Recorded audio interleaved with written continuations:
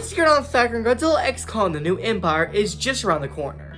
So I thought we would take a look back at what I think is the best King Kong movie. Peter Jackson's King Kong, released in 2005. And why I think it's the perfect example of how to do a remake.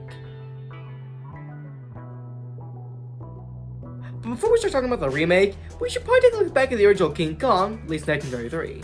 The original King Kong novel by Dulles Wheeler was released in 1932. The film will be co-directed by Marion C. Cooper and Ernest B. Schoedsack, and screenplay by Ruth Rose and James Ashmore Krillman, starring Fay Wray, Ernest B. Schoedsack, and Robert Armstrong, just to name a few, and was released by Universal, at the time being known as RKO Pictures, and is arguably the first blockbuster, although that title is often tossed around between King Kong and Jaws. At the time, King Kong was one of the most groundbreaking movies ever made. It may be dated nowadays, but for back then, this movie was like nothing the world had ever seen.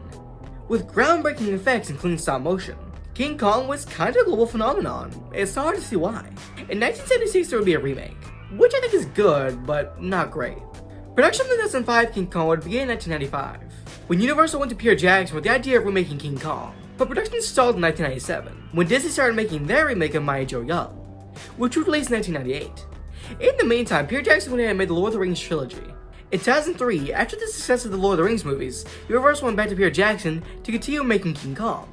Eventually, on December 14, 2005, King Kong was released, to major critical and financial success. And like the original film did with stop motion, this film did with computer animation, which even after 18 years later still hold up pretty darn well.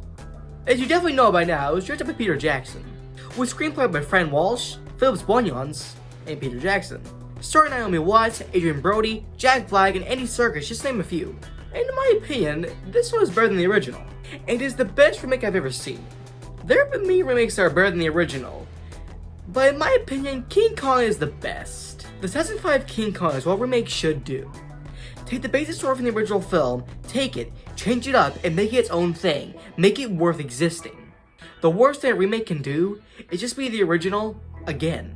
Like the 1998 Psycho, and almost all the Disney live-action remakes. It takes what the original King Kong had and develops it, expands it, makes it better. Explores these ideas, concepts, creatures that were just barely scratched the surface of in the original film, while still doing its own unique stuff.